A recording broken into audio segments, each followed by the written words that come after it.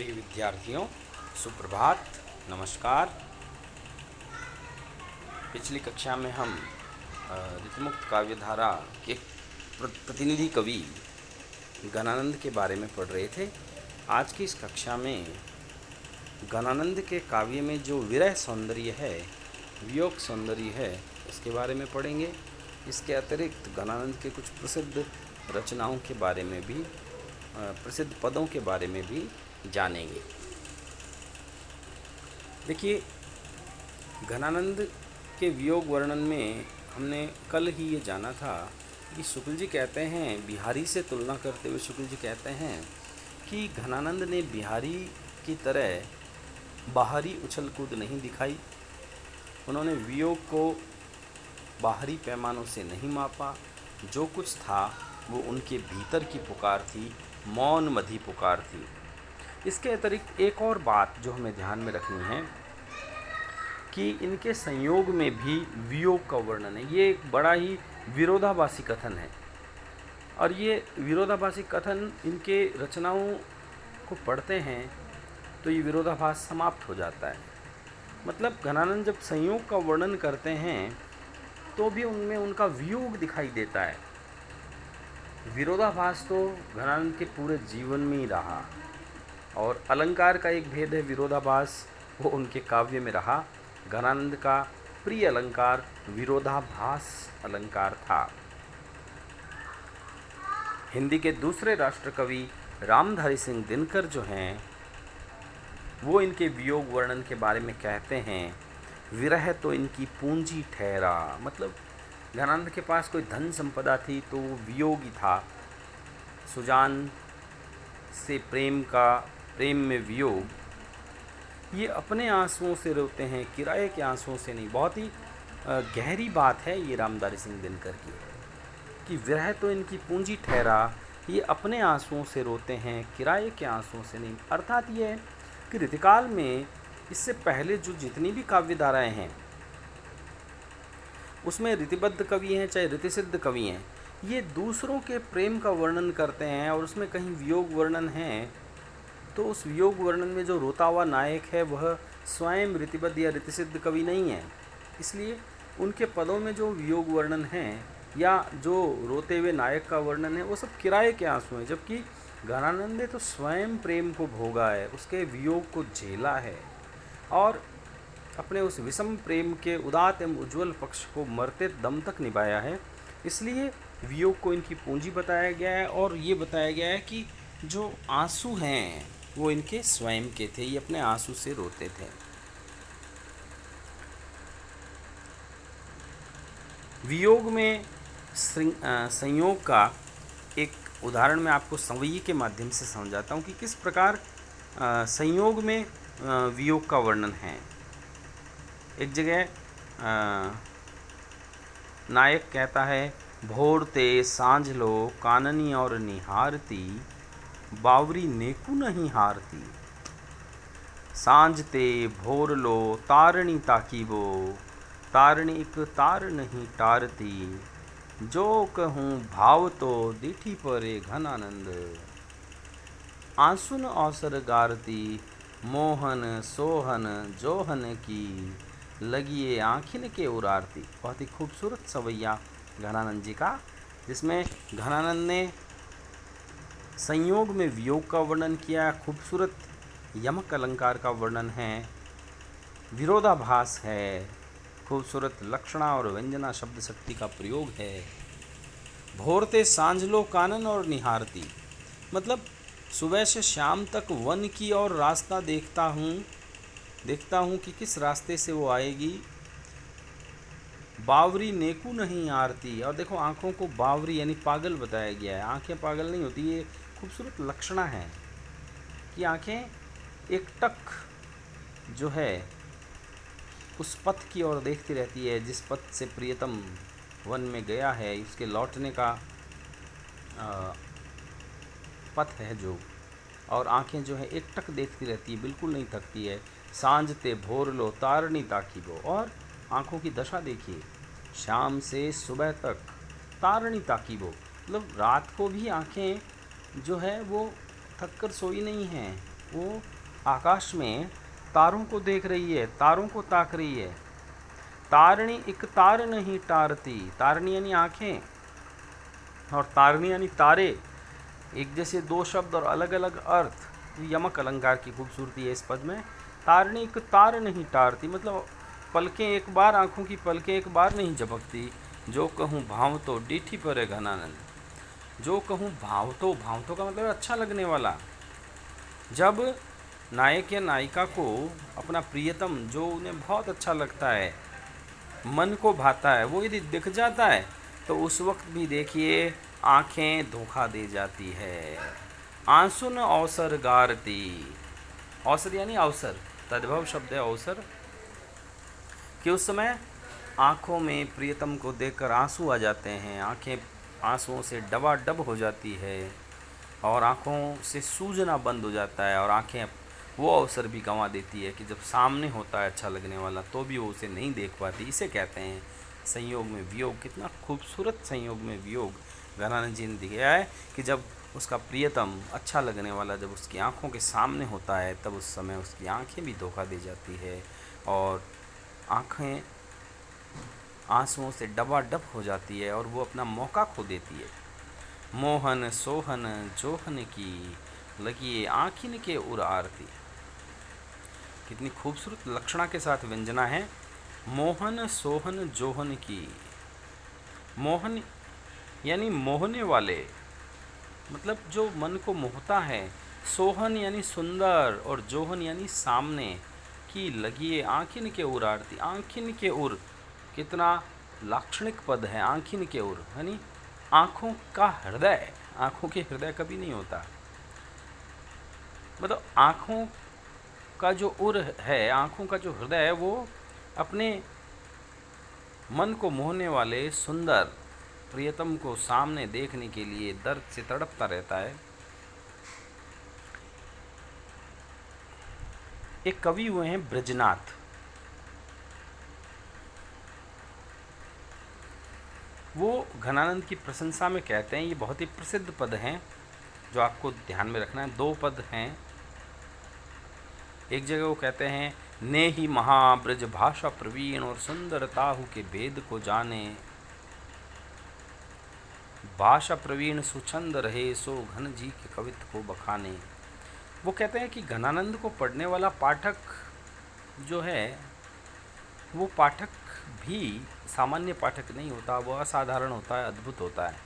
और उस पाठक को कैसा होना चाहिए, वो कहते हैं ने ही महा यानी बहुत बड़ा प्रेमी हो, ब्रज भाषा प्रवीण ब्रज भाषा का कुशल ज्ञाता हो और सुंदरताहु के भेद को जाने और सुंदरता के प्रकार को जो जानता है। भाषा प्रवीण सुछंद रहे सो घन जी के कवित्व को बखाने, यानी जो भाषा में कुशल है, सुंदर छंदों को जानता है, संगीत को समझता है, वही घनानंद के कवित्व को पढ़कर समझकर उसका सौंदर्य को जो है उजागर कर सकता है, बखान कर सकता है। इसके आगे वो कहते हैं समुझे कविता घन आनंद किए है ये आँखिन ने की पीर तकी।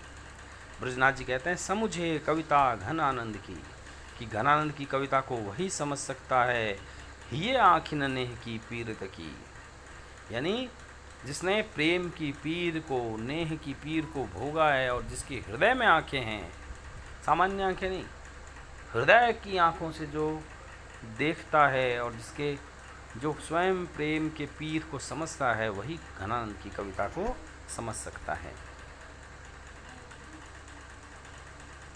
घनानंद ने अपने व्यक्तित्व के लिए, स्वयं के व्यक्तित्व के लिए क्या कहा, ये बहुत ही प्रसिद्ध है इतिहास में। और साथ साथ इसमें देखिए व्यंग्य है। घनानंद ने अपने से पूर्व के कवि जो हैं उन पर व्यंग्य किया है। पूर्व के कवि यानी रीतिबद्ध कवि जो नकल करके संस्कृत के लक्षण ग्रंथों का अनुवाद करते थे और लक्षण ग्रंथों के ढेर लगा देते हैं, उनके लिए वो कहते हैं लोग है लागी कवित बनावत, कि जो संसार है वो कवित बनाने में लगा हुआ है, मतलब ये लक्षण ग्रंथ लिखने में लगा हुआ है। मोही तो मेरो कवित बनावत, यानी मेरा निर्माण तो मेरे कवित से हुआ है। लोगों की प्रसिद्धि उनके लक्षण ग्रंथों से हुई है, जबकि मैं स्वयं जो है अपनी रचनाओं से जाना जाता हूँ। मेरा निर्माण मेरी रचनाओं में किया है। एक जगह प्रेम के मार्ग को बताते हुए एक बहुत ही प्रसिद्ध सवैया है गणानंद का, जिसमें उन्होंने प्रेम के मार्ग को अत्यंत सरल व सीधा बताया है। उन्होंने कहा कि प्रेम के मार्ग में बांकपन, कुटिलता, चतुराई नहीं चलती, वहाँ सरल व सीधा होना पड़ता है। वो कहते हैं, अति सूध स्नेह को मार्ग है, जहाँ नेकु सयानप बांक नहीं, जहाँ सांच तल तजय तजी आपन पो, जिजकै कपटी जन सांक नहीं, तुम कौन धुपाटी पड़े हो लल्ला, मन लेहु पे देहु छटांक नहीं। बहुत ही खूबसूरत शाब्दी व्यंजना घनानंद के इस काव्य में दिखाई पड़ती है। वो कहते हैं, अति सूद स्नेह को मार्ग है, कि भाई प्रेम का मार्ग तो अत्यंत सूधा सरल है, सीधा है, जहाँ नेकु सयानप बांक नहीं, सयानप यानी चतुराई, बांक यानी कुटिलता, जहाँ थोड़ी भी चतुराई और कुटिलता नहीं चलती। और जो चतुर वो कुटिल होता है, सांच चले तजी आपन पो, झिझकै कपटी जनिसांक नहीं, मतलब जो सच्चा होता है वो अहंकार को त्याग देता है, और जो कपटी होता है वो इस मार्ग पर नहीं चल पाता, वो झिझकता है। और अंत में व्यंग्य करते हुए वो अपने प्रेयसी के लिए कहते हैं, तुम कौन धुपाटी पड़े हो लल्ला, तुम्हें किसने पाटी पढ़ाई है। पाटी पढ़ाना एक मतलब मुहावरा है। मुहावरों का प्रयोग जो है, हमें लक्षणा का एक भेद है रूढ़ा लक्षणा, जहाँ मुहावरे और लोकोक्तियाँ का प्रयोग होता है, और रूढ़ा लक्षणा। तुम्हें किसने पाटी पढ़ाई है, तुम्हें किसने ज्ञान दिया है। मन लेहु पर देहु छटांक नहीं, खूबसूरत श्लेष अलंकार। मन लेहु, मेरा मन ले लेते हो, पर देहु छटांक नहीं। मन लेहु पे देहु छटांक नहीं, अर्थात मन ले लेते हो पर देते हो छटा का अंक भी नहीं, यानी सौंदर्य का थोड़ा सा अंश भी नहीं देते हो, है ना। और यदि मण यदि हम एक तोल की इकाई देखें 40 किलो की, तो देहु छटांक नहीं, यानी मण भर ले लेते हो और छटांक भी नहीं देते हो। तो खूबसूरत शाब्दी व्यंजना है। श्लेष अलंकार होता है, वहाँ आर्थी नहीं शाब्दी व्यंजना होती है। एक जगह वो बादल को कहते हैं कि तुम हे बादल मेरे दूत बनकर जाओ और मेरी प्रेयसी के आंगन में मेरी आंसुओं की वर्षा कर दो।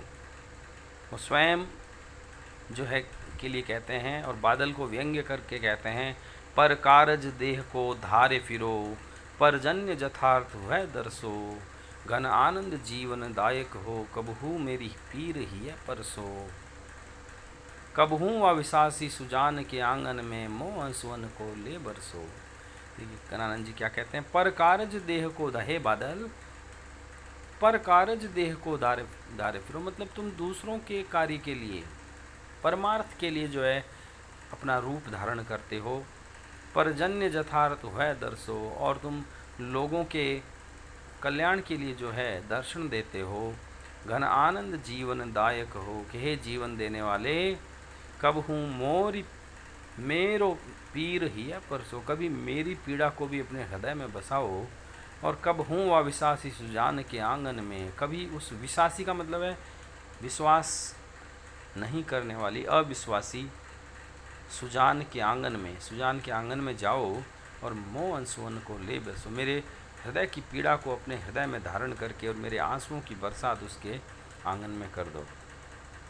एक जगह वो वायु को दूत बनाकर कहते हैं, अरे वीर पौन तेरो सब और गौन, वारी तो सौ और कौन मन ढर को ही वाणी दे, विरह की व्यथा मूरी आँखिन में राखो पूरी, धूली तीन पायन की हाहा ने कुआवन दे।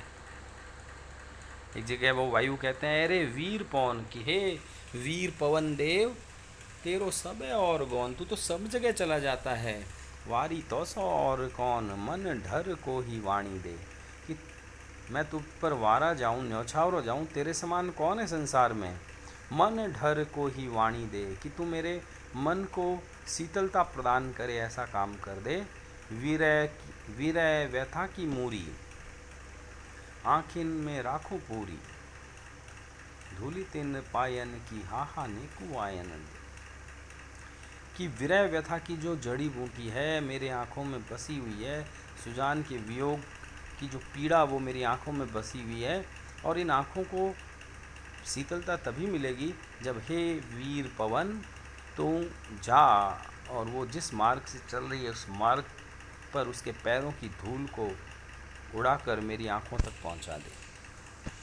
सौंदर्य वर्णन में घनानंद नायिका के सौंदर्य का वर्णन जब करते हैं तो कहते हैं, रावरे रूप की रीति अनूप, नयो नयो लागत ज्यों ज्यों निहारिये।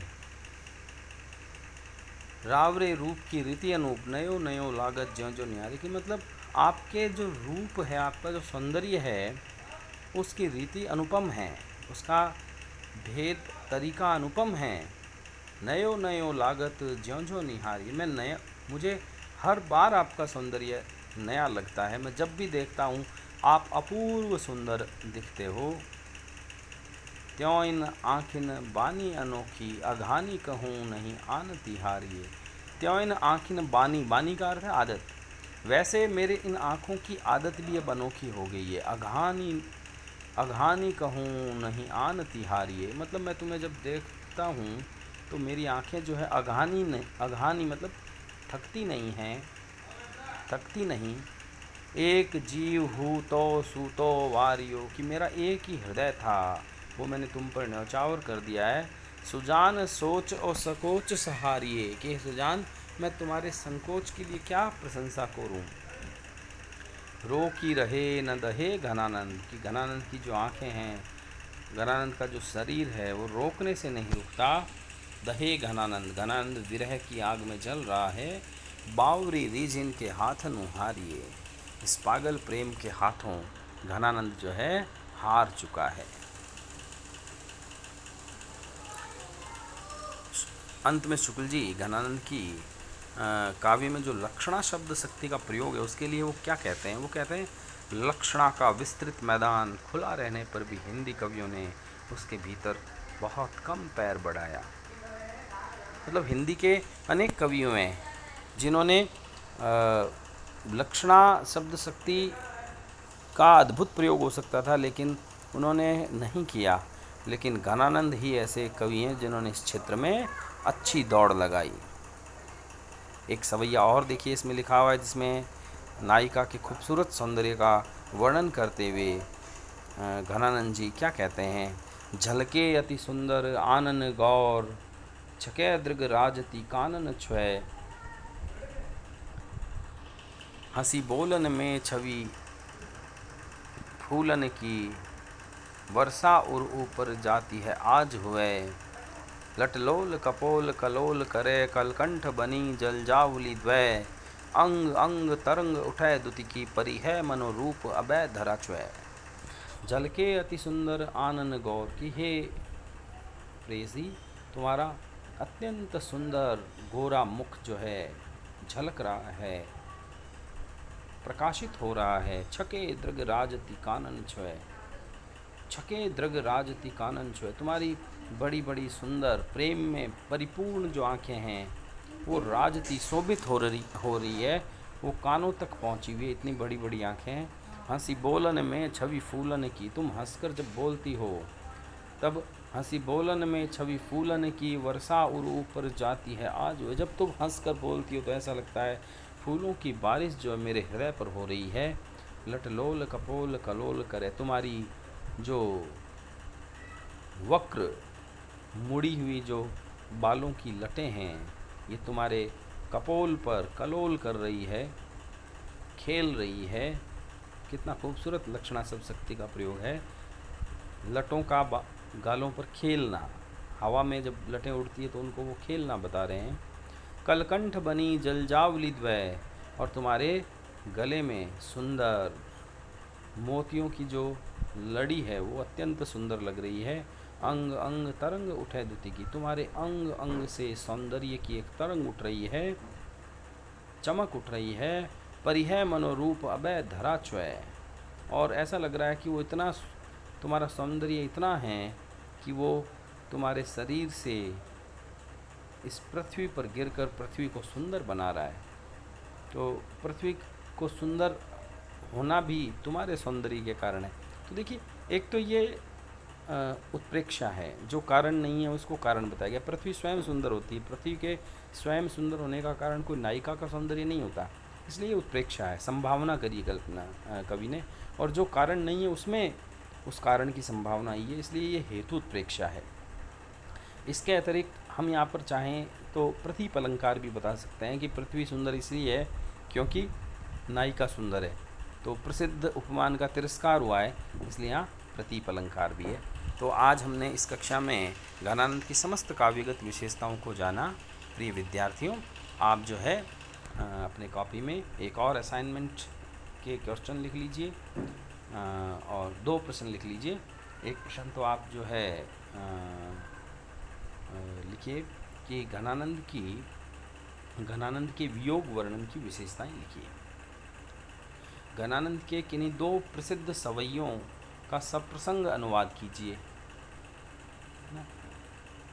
तो ये 2 प्रश्न आप जो है अपनी कॉपी में गृह कार्य करके और मुझे व्हाट्सएप पे सेंड करें। शुक्रिया, धन्यवाद।